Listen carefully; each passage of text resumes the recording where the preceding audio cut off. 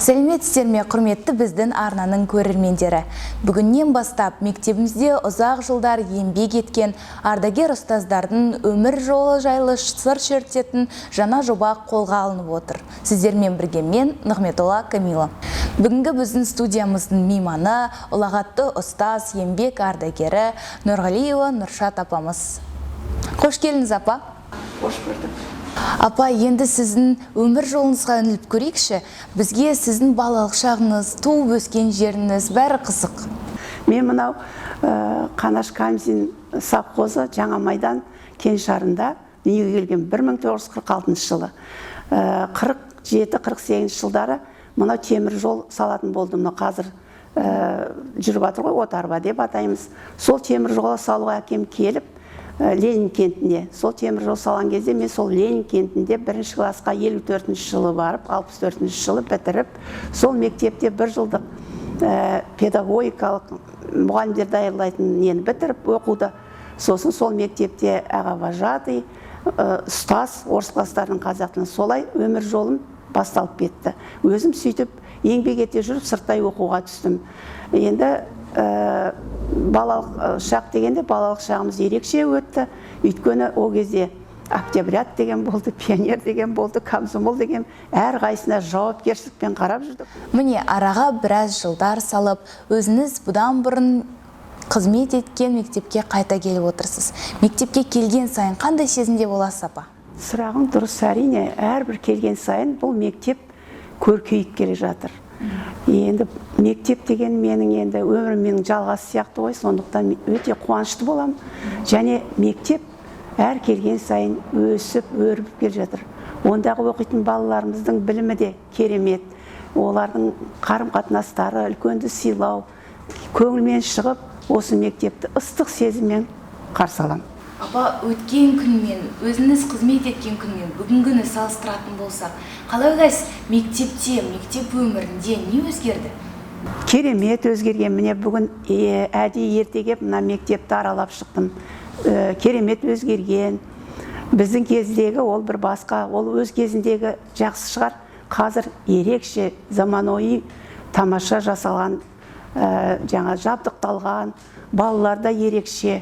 Әрбір кластарға кіріп, сәлемімді беріп, балалар да жылы жүзбен қарсы алып жатыр ардагер ұстаздарын.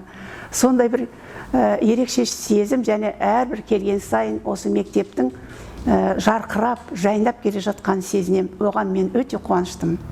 Ұстаздың еңбегінің ең бас жемісі талапты шәкірт емес пе? Өзіңіздің алдыңыздан да талай оқушылар өткен болатын. Солармен қазір араласып тұрасыз ба? Әрине араласам. Енді ең бірінші шәкіртім бірі мына Файзулина Айман. Ең бірінші мен ұстаздықты бастағанда ол бір 4-ші класс оқитын. Міне қазір қандай керемет.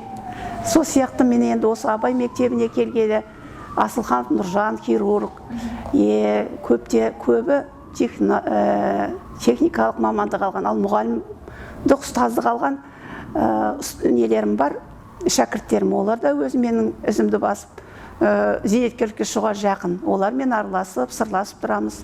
Мектептің қызық кездерін есімізге аламыз. Мектептегі кезең ол бір ерекше қуанышпен еске алатын кезең ғой. Өздері де ұстаз қазір. Ұстазбен әңгімелескен ете керемет екен, соны білем. Жаңа ғана өзіңіз айтып кетіп едіңіз ғой, мектептегі уақыт ол ең бір ыстық, жылы сезімдердің бірі деп. Осы мектепте қызмет етіп жүрген кезден бір ыстық естеліктеріңіз бар ма? Солармен бөлісе кетіңізші? Бар ғой, естеліктер көп.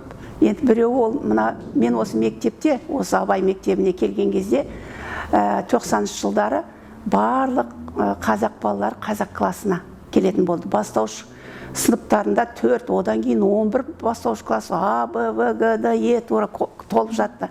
Сондай ол кезең деген ерекше кезең. Ана ұсақ балалар апай деп жанында жүгіріп жүрген. Және ең бір кезеңі, бірінші кезде сол балалар қазақша дұрыстап білмейді ғой. Бәрін түсіндіріп кеткеннен кейін жанымызға келе қалады ғой. Апай, вы что сказали деп. Сосын енді қосымша сабақтар өткізіп, әлгі ертегілер, бауырсақ ертегісі, шалқан ертегісі, қу жауырым, бәрін ана рөлдермен оқытып, рөлдермен ойнатып, солай олардың ділін таныттым. Ол өте керемет кезеңде ойлаймын өзім. Өте естен кетпейтін балалармен бірге ойнап, балалармен бірге білім алған кез.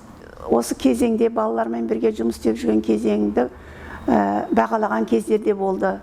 Жаңағы мақтау грамоталары, енді 20 жылдан аса мектепте істеген кезде еңбек ардары деген медаль өте маған құрметпен қараймын. Ол менің еңбегімнің жемісі деп ойлаймын. Ерекше жақсы көретін нем сол медалім, еңбек ардагері деген.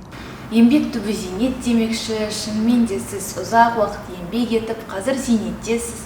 Осы зейнеткерлікті қалай өткізесіз? Бос уақытыңызда не істейсіз?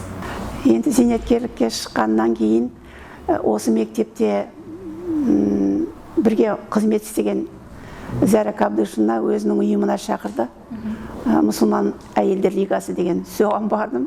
Содан бүкіл осы халық, осы өзіміздің елдің балаларына әдет, ғұрып, салт, дәстүр, үлгермеген білімнің бәрін жалғастырын деп айтуыма болады. Солармен бірге жүріп өлең айтып, солармен бірге салт, дәстүр көрсетіп, тіпті қыз баланың тәрбиесі, келіннің тәрбиесі, ұл баланың қандай болу керек, олар болашақта өздерінің мамандығын қалай таңдау керек. Сондай қызықты әңгімелер, жастармен кездесу, мектепке бару.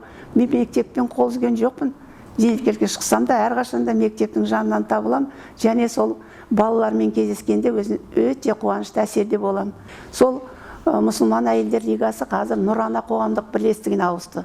Сол Нұрана қоғамдық бірлестігінің белсенді мүшесімін.